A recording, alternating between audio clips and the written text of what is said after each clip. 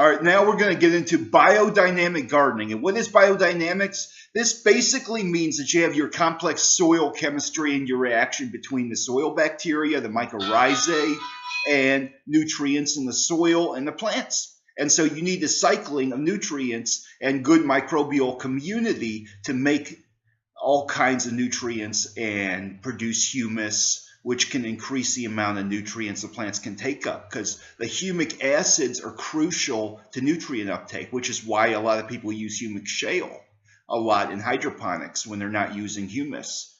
But basically, you need this humus production, and so you need the bacterial action.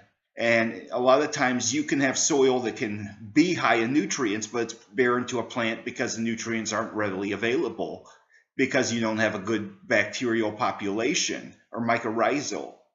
And that's where like a lot of salt-based fertilizers can actually kill the bacteria, and so can like some of the strong fertilizers. So it's important to have more organic stuff. And the idea of organic gardening is biodynamics and having a soil that's a living medium that's constantly producing food for the plants. And that's what you need, and having things more like their natural environment. And so a lot of times they focus on having a good paramagnetic soil, which has a lot of good trace minerals that are broken down into it. And it has a lot of good energy, high energy and production that can supply the bacteria. So you're constantly having humus and plants growing rapidly in it.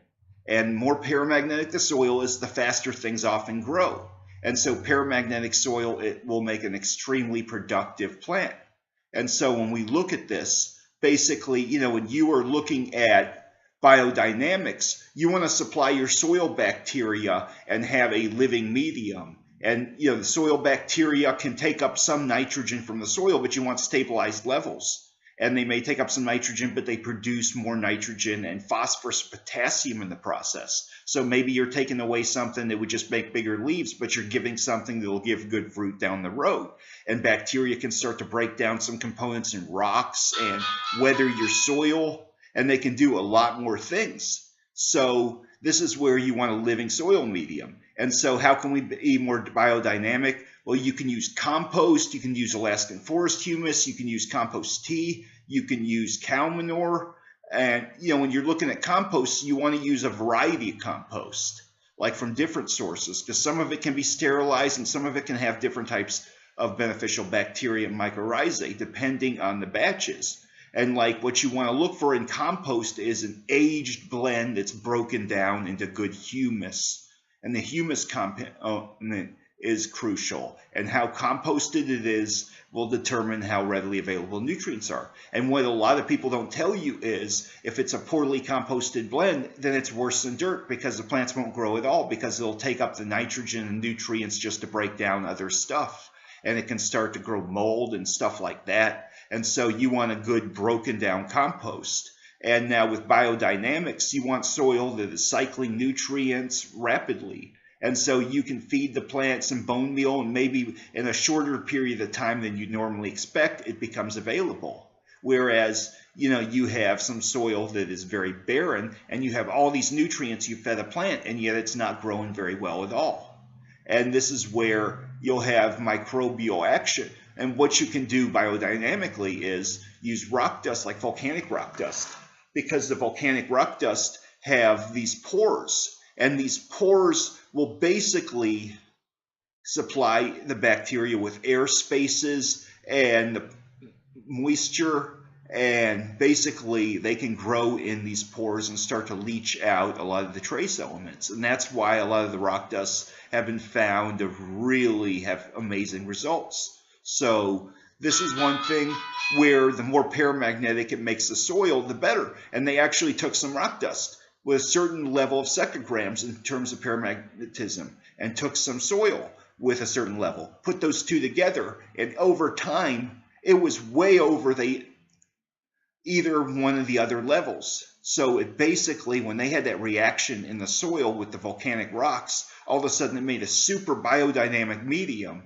and all this bacteria just rapidly reproduced in the rocks and broke down a lot of the minerals and released them, and they got dispersed through the soil. And so you had that magnesium that wasn't just tied in the rocks, And the iron, it was leached all throughout the humus. And so when you plant a plant, it's going to grow like a weed in this. And like, I don't care what kind of plant it is. Now, some of you, I don't know what you're thinking about, when it comes to plants, but this is the secret to super soil, and it's having paramagnetic, extremely viable living mediums that are like an engine. And then that way, if you were to add chitin or other super fertilizers in this, or kelp or things like that, or banana peels, you'd have less time for them to break down.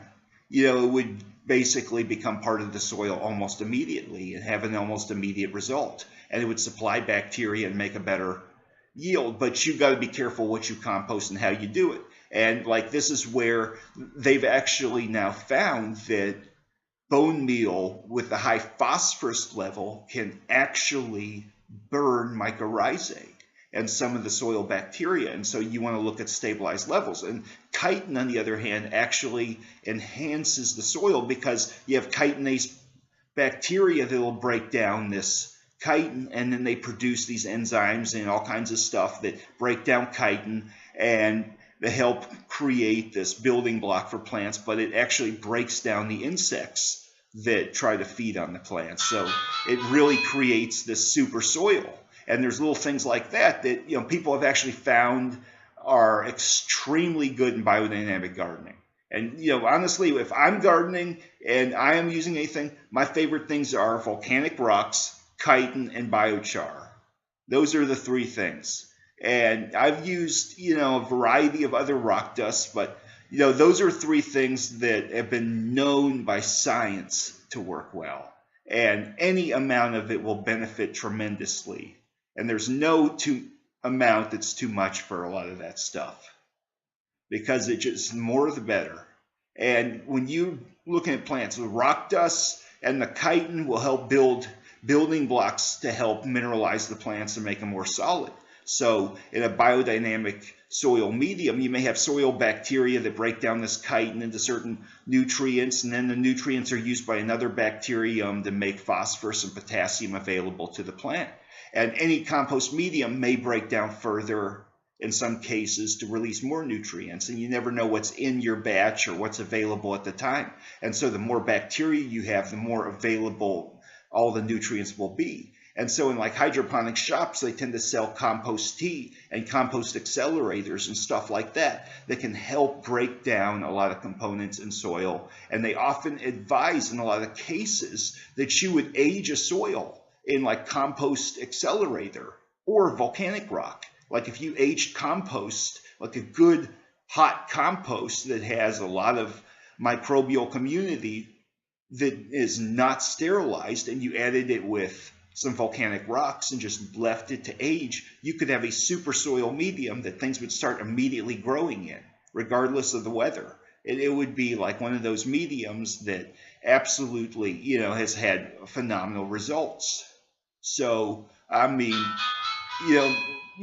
people talk about stuff like ocean forest soil, and the reason ocean forest soil is so good is because it has, earthworm castings, which have good microbes. It has beneficial microbes of a lot of sorts, and it also has this chitin and, a lot of different compost and humus.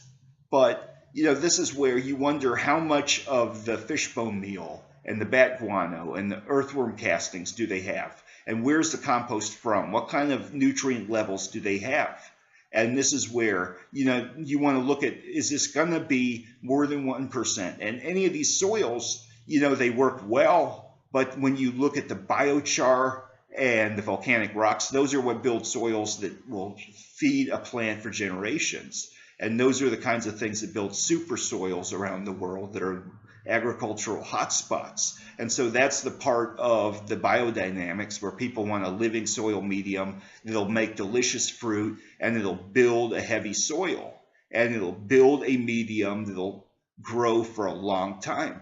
And the more biodynamic the soil is, the more rapidly things will grow and the less disease they will have, and the more readily available trace minerals will be. And that's where you have it more growing like it's in its natural environment, growing like and it's going to become like a jungle planet in a short period of time. So, this is my video on biodynamics, and thanks for watching.